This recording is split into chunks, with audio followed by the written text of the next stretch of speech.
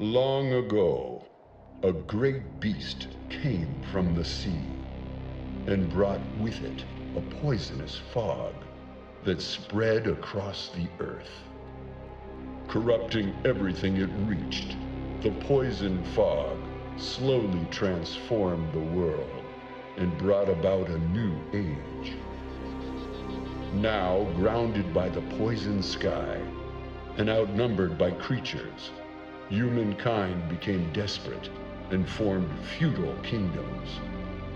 Closed off from each other, they became paranoid and are on the brink of extinction. Those deemed undesirable, such as criminals or the ill, are cast out, banished into the depths of the Great Well, a pit of the diseased and undead. The Great Well is said to have but one door to the surface.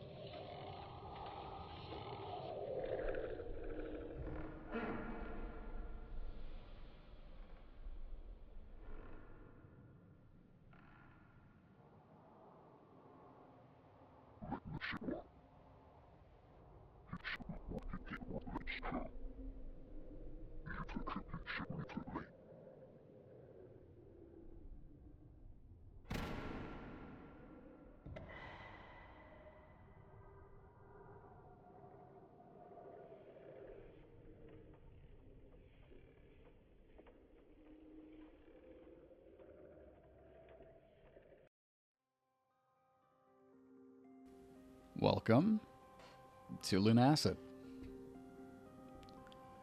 So, hopefully I can correctly portray Lunacid in a way that doesn't immediately turn people away, but also the game has that kind of quality. It isn't a game that tries to keep your full attention, unless you like the feeling of creeping through dungeons and getting jumped around corners. I feel I have more to say about why I love the game so much, but I'll not force people with it in this video. Also, before we begin, this is an RPG.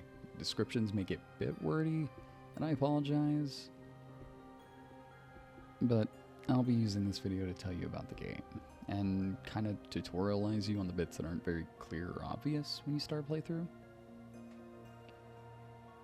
So Lunacid is a game that pulls from the PS1 video game Kingsfield, as well as the games in its series and the ones that followed in its footsteps.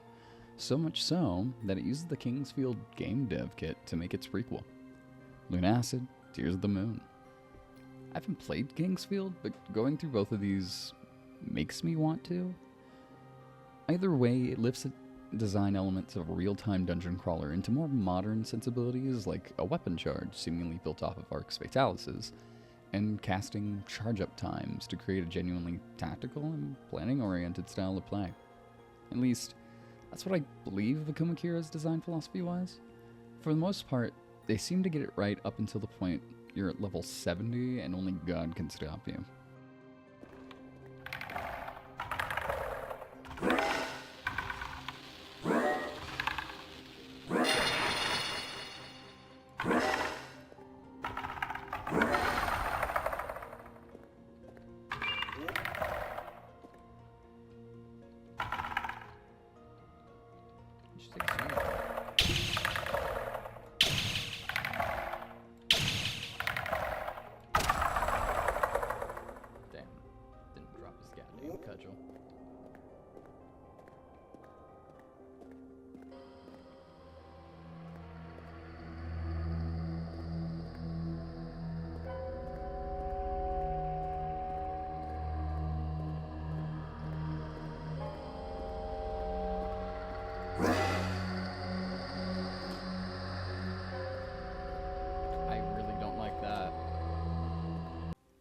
One of the most vibey things the game does is track the real phase of the moon. This makes certain weapons ebb and strengthen with its fullness, and full moon only events and enemies appear. It's the only game I played where taking a 4 or 5 day break gave me more content just because by chance, the moon had shown in its full glory the last day of that break. There is more to the moon thing, which I didn't know until writing this is also tied to the real moon phases. Lunacy is a mechanic where the more you cast spells as juxtaposed to the fullness of the moon, whether they consume mana or health, the more damage you take, the more damage you deal with spells, and the more XP you gain. There's another thing involving how an enemy operates. I'll suggest that you find that one out on your own. The way the basic combat works is based on a charge mechanic. Weapons have a speed, a power, and typing in the basic.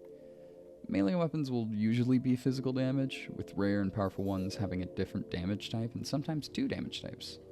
The damage split for dual type weapons damage is 50-50, so don't worry too much about the nitty-gritty for them. Some weapons have special effects as well, but I'll let you figure that one out too. Power and speed will be opposed, normal video game stuff, but that's where the charge mechanic comes in. You can full well swing a sword as is, if you want to do the minimum damage of the weapon, but the more you charge by holding on your swing button, the more damage you'll do. Certain weapons charge faster with less damage, some output big damage for a longer charge. Ranged weapons become easier to aim as you charge them, with the same caveats for charge speed and damage. There are 4 stats that aren't as important, but I'll quickly cover them as well. Backstep is the amount of distance covered when you block with a weapon, with guard being the amount of damage reduction you get from blocking an attack with the weapon. Reach is the range of your weapon, with thrust being the amount of distance you are lunging during a swing of that weapon. Backstep and thrust are interesting.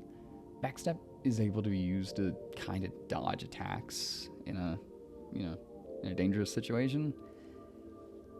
And thrust is good for helping you close the distance between you and an enemy. Or as like a little boost when you're running away.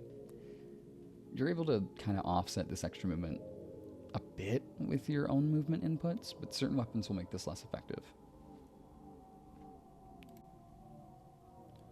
Another way the game sets up the atmosphere is with a very FromSoft method of class selection.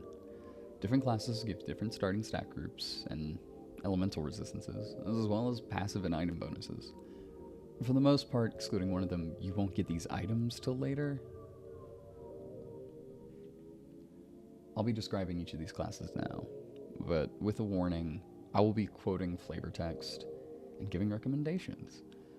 Play the game you want to play it in the end. You decide for yourself how to have fun.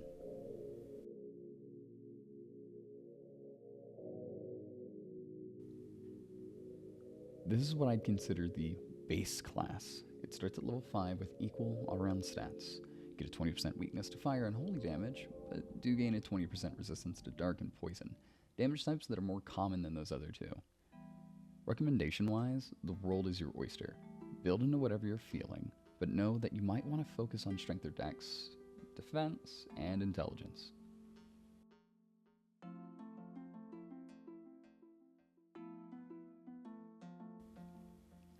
Hey, how do you feel about maining strength? The knight starts out at level 10, the highest starting level, but starts you out with the advantages of dealing more weapon damage and having a larger health pool. While your starting casting will be abysmal, and you'll have a 20% weakness to fire and 30% to poison, you'll still get a huge 50% resistance to holy, although unfortunately I think it's the rarest damage type in the game. I'd recommend near to full sending with the hard-hitting tank, while putting a couple points into dex and intelligence, one for the jump height, the other for healing magic to keep you going.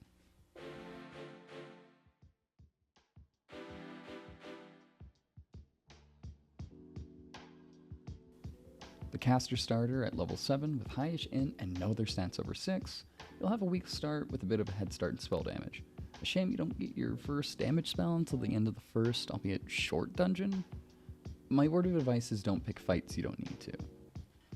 You gain a huge 50% weakness to holy, again, the rarest damage type, but a 30% resistance to cold and 20% to dark. Lucky for you that those are the casting types of the first dungeon, but I still wouldn't risk it with your 85 health. I don't think I need to give you advice since you're probably picking this to be a glass cannon caster.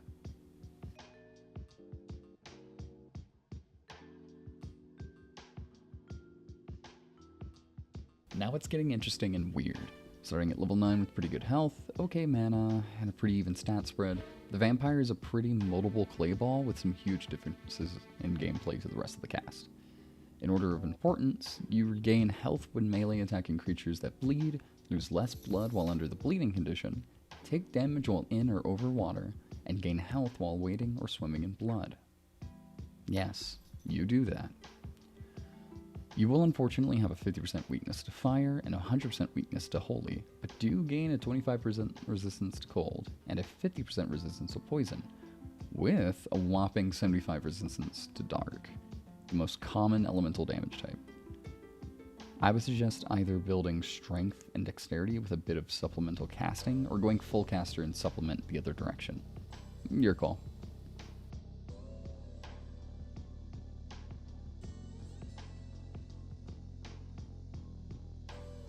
You're a level 8 zombie with pretty good health, big status effect resistance, and alright melee damage. There are a couple interesting bits about it, most notably that you lose less blood while bleeding and deal more damage with Blood Strike, a blood damage spell. I should mention that blood damage is just reflavored poison damage.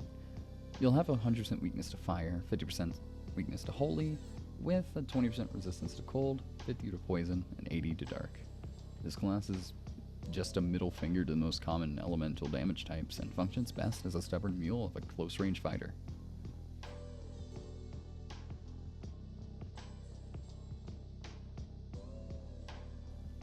Starting level 6 with no big outliers, low strength and resistance. While starting with lower stats, you're the only class that starts with an extra right out, having 120 silver currency. You gain a 20% resistance to physical and holy, and a 20% weakness to poison and dark. While holy is the rarest damage type, the most common is physical, and having even a slight resistance to it increases your survivability significantly. This is another blank slate sort where you can kind of do what you want with it. I'll always recommend taking defense to piggyback off of that basal tankiness.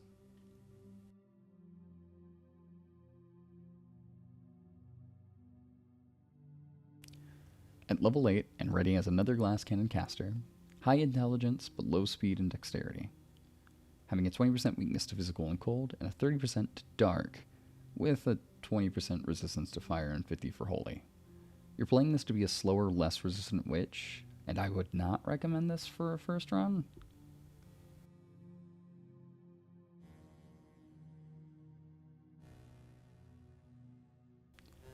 Level 9, with great strength, speed, and dexterity. This is the class for dex nerds wanting to play dodgy bruisers. While having a 20% weakness to dark and 50 holy, you get a 20% resistance to cold and 50% to poison. This class also gives you easier access to a semi-hidden area if you're willing to put points into your dexterity.